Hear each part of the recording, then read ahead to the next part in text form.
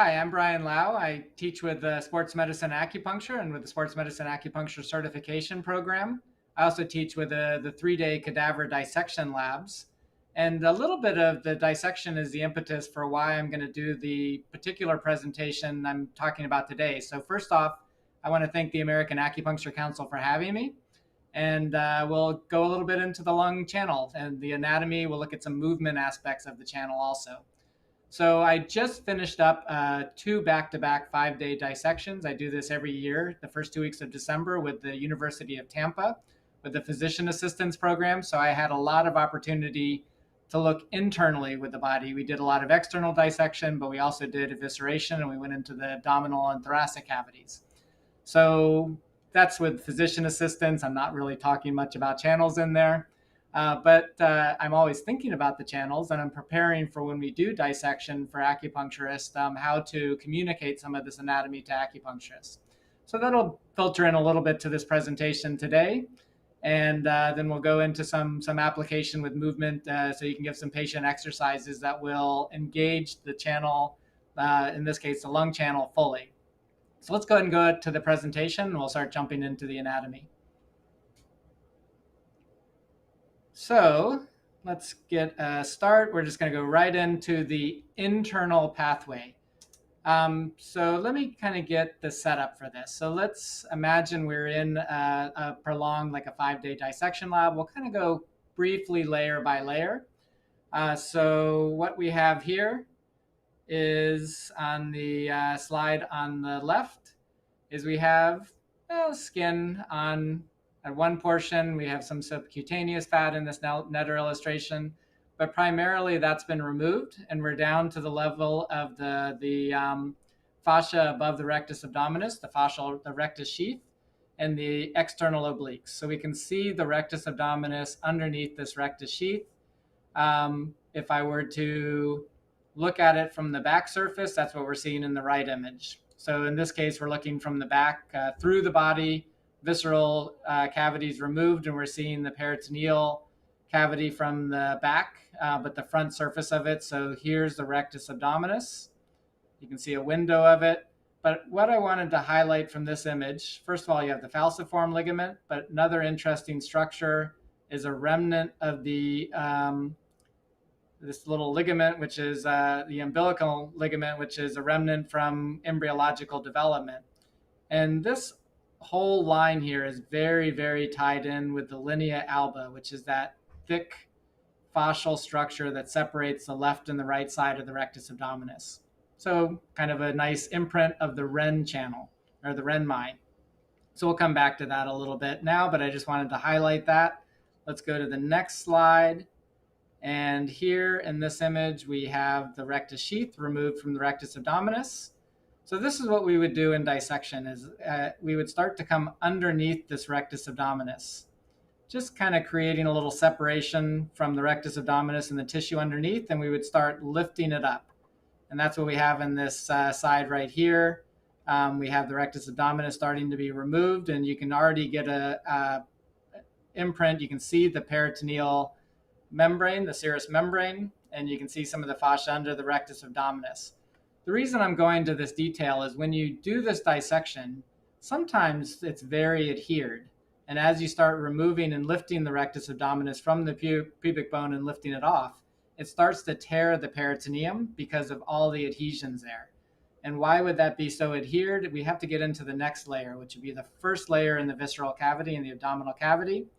And I'm going to go right to that here. And this is what we would see as we slice that very thin peritoneal membrane. We have the greater omentum, and we have the stomach. Hanging off the stomach is that greater omentum. And if everything's moving well on that person before they passed, then you can just easily kind of lift the undersurface of this greater omentum, lift it up, and what you see underneath it is the transverse colon. So it's very, very it's very, very tied into, connected to that greater omentum. So it's connected to the stomach and it's connected to the transverse colon. So that's a lot of anatomy. But I wanted to highlight this anatomy because it gives us really a window into the internal pathway of the lung channel. When we look at the lung channel, we'll kind of look at it now with different eyes. So we'll look at that in just a moment. But I do want to highlight that on many people, when we're doing dissection on many specimens, there's a ton of adhesions. Because one of the things this greater omentum does is it surrounds pathogens. So if you had, perforation, like an ulcer in the colon, it would surround that, and there's a lot of lymphatic tissue in there. There's lymphoid cells that are going to take care of those antigens, or if there is some kind of entry of some pathogen into the peritoneal cavity, that greater omentum can migrate around and surround those areas. So people who've had a history of peritonitis, it's going to be extremely adhered internally, so they don't lift as well, and you can kind of imagine that they wouldn't be able to move as well also. So one more bit of anatomy, and then we'll look at the lung channel, is the greater omentum hangs off the stomach. Let's move up into the thoracic cavity. Oops, wrong direction. And here is the continuation of the stomach, the esophagus, as it passes through the diaphragm. And as I go a little higher up, I get into the trachea and bronchi. And those also are very, very connected with each other. You could dissect them away, but it would take a lot of work. They almost are one unit. So now we have a lot of anatomy to go and look at that internal pathway of the lung channel. So let's look at that. Here it is. So we see these, we study these internal pathways, but it's sometimes not always clear what the anatomy is when we learn them. So we can kind of now see that, yes, we do have these bronchi branching off the trachea. We could follow down the esophagus. We've learned when we learned the internal pathway that the internal lung channel pathway connects to the stomach. It loops down and connects to the large intestine. And that's exactly what the greater omentum does. So what I'm proposing for this internal pathway is we have the trachea and bronchi, the esophagus, the stomach, the greater omentum linking with the large intestine at the transverse colon. So structures match. It matches the description of the internal pathway, but reminding ourselves again that that greater omentum has an immune function, that it has lymphoid cells in there, cells that migrate and take care of pathogens, also links with the actual function of the lungs because they do have a lot to do with Wei Qi. Wei Qi in the surface of the body, well, this is at the surface of the internal abdominal cavity, but still taking some account of the immune response or the Wei Qi response. So function and form both match. I think it's a really good model for understanding the internal anatomy of that internal portion of the lung channel. So let's branch out now to the actual main channel, but we're going to primarily talk about the sinews involved with it, because we're going to look at some movement aspects that I'm going to introduce that can help stretch and open and engage that outer channel, but also engage that inner branch of the channel. So this is what I have as a model and what we teach in sports medicine acupuncture for the lung sinew channel. We have the pectoralis minor, biceps brachii, short head and long head, this bicipital aponeurosis, which is an extension of that, links in with the flexor carpi radialis and then into the thenar muscles. That's the superficial branch. There's also a deep branch of the sinew channel, which is the flexor pollicis longus. Flex is the big thumb. The brachialis, which lies deep to the biceps, a little bit shorter. It doesn't cross the shoulder joint, just crosses the elbow joint. And then that links up with the anterior deltoids and the clavicular head of the pectoralis major. So we also have the scalenes in there, especially the anterior scalenes. I don't have that listed in my list. But there's that superficial branch all the way up into the thumb to the pec minor, and the deeper branch that lies underneath that. The main channel would follow kind of the course, the little spaces between a lot of these muscles. So these could be almost like the river banks, with all the river being the communication that happens in those fascial spaces. A lot of the organisms and such in the river, you could study a river, but you need to understand the river banks, the structures that make up that river, that form that river. And that's what the sinew channel is kind of like. So for the rest of this webinar, I would like to look at a movement a qigong exercise that I give to patients. I also teach in qigong classes. And this will exercise that external portion. It'll engage those sinews. But I also want to show how that's going to gently mobilize and move and massage the internal portion, the esophagus, the bronchi, the greater omentum, the stomach. So I think if you want to fully exercise the lung channel, it needs to have all of those components there. And this exercise does that nicely. There's plenty of other good exercises, but I like this one particularly. So this exercise I have on my YouTube channel. I did it a little bit differently when I filmed it originally. I kind of focused a little bit more on the stretching aspect. I'm going to put up another video, same exercise, but I'm going to do it the way I'm showing in this particular webinar.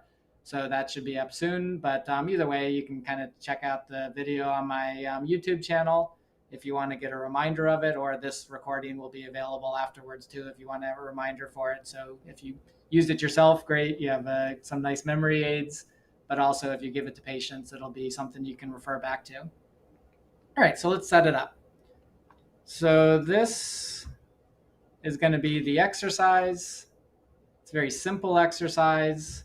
Anytime we engage this lung channel, we want to engage the sinews, of course, but we also engaging the sinews will open and close the chest, but we also want to mobilize that internal pathway of the channel. We'll look at that kind of point by point. This is going to be engaging the lung channel, but really when you're engaging channels, you tend to do them in networks. So this will be really the Yang Ming and Tai Yin channels as a whole. So that'll be the lung and spleen channel, the large intestine, and the stomach channels. But the primary focus for this one is the lung channel. So we'll come back and look at this video afterwards and highlight some features of it. But let's move on to the next slide.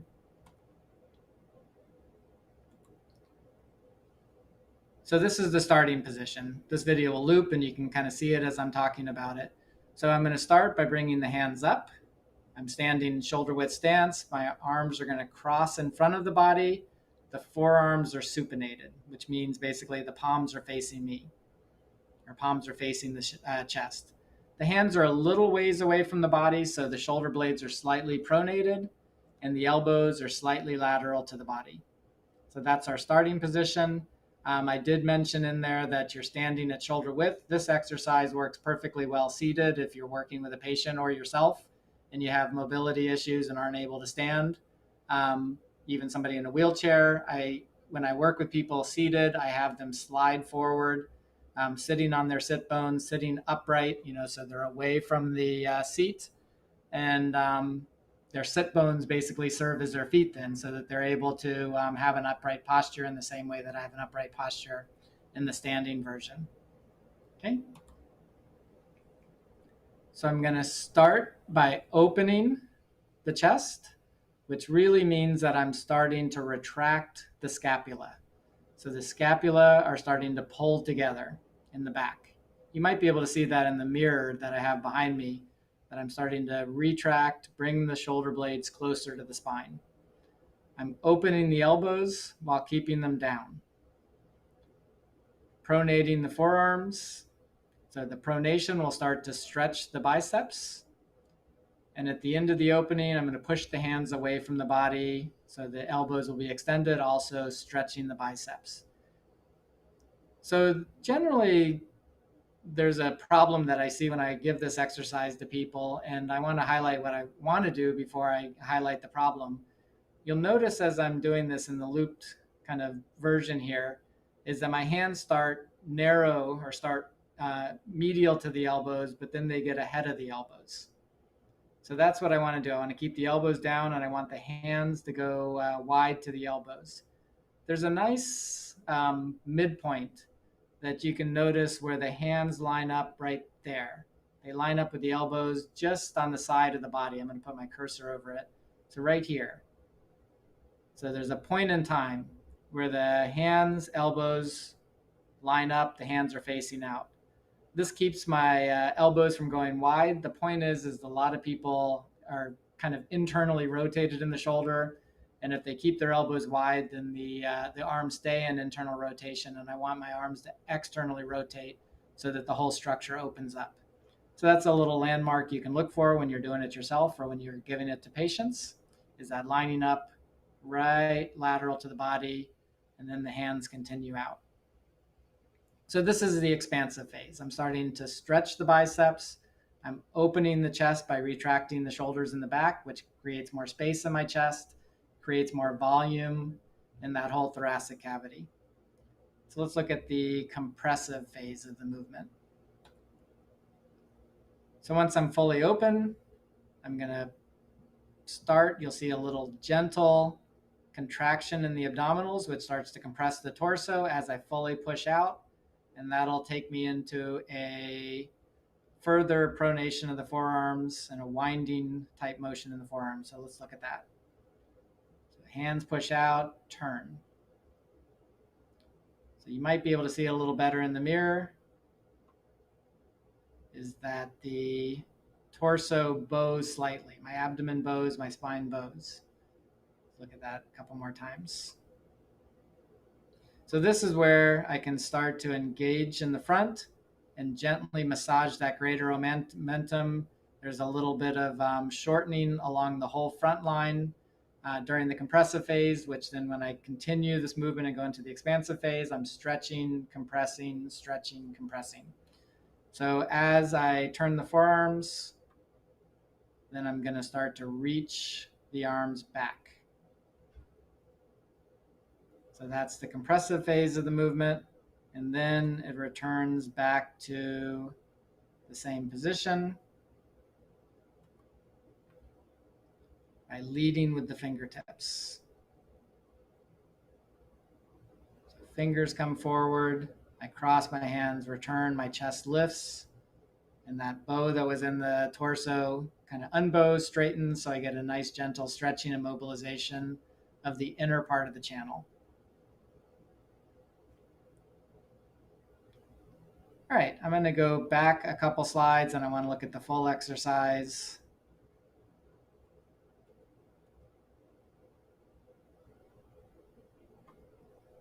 So hands come up, cross slightly away from the body, open the hands, expand the chest, push out, slightly compress, hands back, return back to the starting position. Hands out, push, compress, hands back, return to the starting position.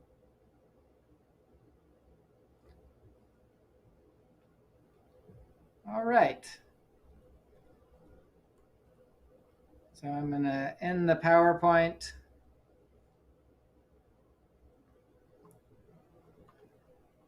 So yeah, very simple exercise. I would highly encourage you to practice it. Like I said, I'll put up a video on my YouTube channel, but this video, I think it has a little snippet of it so you can get the idea of it. But the goal is to open the chest, create more volume in the lungs. But then as I start to compress, everything bows.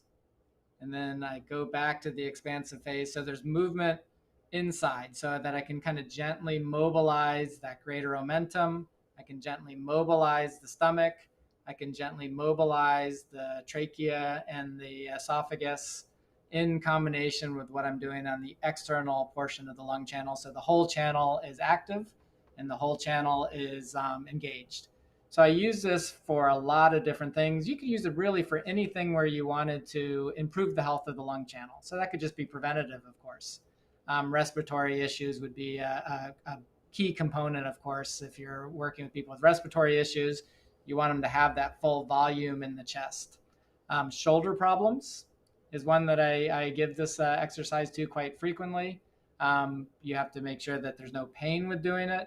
So one component is that turning internal rotation once I've stretched out is I want that to come as much from the body as opposed to all my arm where I'm cranking my shoulder forward. That can create a lot of pain for people who have shoulder problems. So I have to be very gentle. I'm starting from the distal portion, winding my arm, compressing my torso slightly.